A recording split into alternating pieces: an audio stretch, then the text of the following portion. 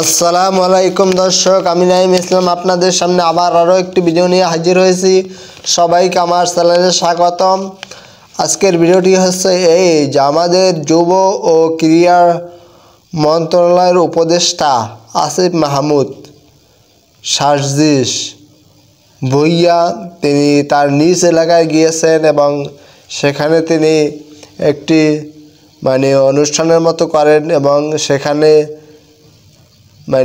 সেই অঞ্চলে যারা শহীদ হয়েছে তাদের প্রত্যেকের হাতে আর্থিক অনুদানের চেক তুলে দেয়। এ বিষয়ে আসলে অনেক লোকজন সেখানে ছিল, অনেক বিভিন্ন নেতারা বক্তব্য রাখেছেন। চলুন এ বিষয়ে কিছু শুনে আসি।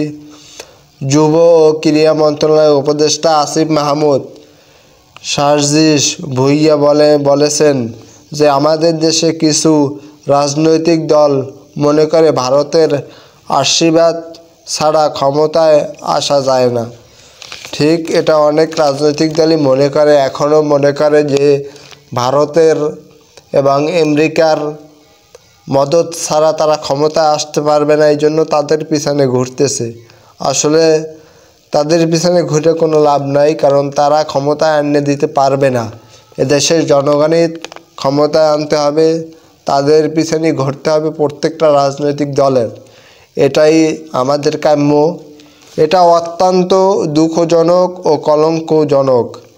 আপনারা যদি তাই মনে করেন তাহলে আমি বলবো শেখ হাসিনার চেয়ে বেশি কারোর উপর এত বেশি আশীর্বাদ ছিল না। আসলে শেখ হাসিনাকে টিকিয়ে রাখার জন্য ভারত কত চেষ্টাই না করেছে, শেষ চেষ্টা পর্যন্ত করেছে, এখনও চেষ্টা করতেছে, কিন্তু তার প্রত্যেকটা চেষ্টা ব্যর্থ হইতেছে। তারপরও সে বাংলাদেশ ছেড়ে পালিয়েছে। তাই কারো আশীর্বাদে ক্ষমতায় না আসার চেষ্টা করে জনগণের ম্যান্ডেট নিয়ে ক্ষমতায় আসার পরিকল্পনা করেন। শনিবার 30শে নভেম্বর বিকাল 3টায় কুমিল্লায় নিজ উপজেলায় মুরাদনগর সদর ডি.আর. সরকারি উচ্চ বিদ্যালয়ের মাঠে আয়োজিত গণসংবর্ধনা অনুষ্ঠানে তিনি এসব কথা বলেন। উপদেষ্টা আসিফ মাহমুদ বলেন, বর্তমান বাংলাদেশের পরিস্থিতিতে অনেক ধরনের অভ্যন্তরীণ এবং বহির্বিশ্বে ষড়যন্ত্র হচ্ছে। নিজেদের ভিতরেও অনেক ষড়যন্ত্র হইতেছে এবং বাহির থেকেও অনেকভাবে এই ভারত ষড়যন্ত্র করতেছে, বিভিন্নভাবে ষড়যন্ত্রের জাল বিস্তার করতেছে। জাতীয় স্বার্থে আমাদের অবশ্যই ঐক্যবদ্ধ হতে হবে, ঐক্যবদ্ধ থাকতে হবে। বিএনপি, জামাত, সকল রাজনৈতিক দল এবং সকলে মিলে ঐক্যবদ্ধ না থাকলে এর একটা ফয়দা কিন্তু আওয়ামী লীগ নেবে এবং বহির্বিশ্ব কিন্তু নেবে। কাজ করতে হবে প্রতিটি মানুষের যার যার স্থান থেকে কিছু দায়িত্ব রয়েছে। আমরা যদি সবাই যার যার দায়িত্ব পালন করি এই সরকার সফল হবে। এ সময় বক্তব্য রাখেন বিএনপির কেন্দ্রীয় কমিটির ভাইস চেয়ারম্যান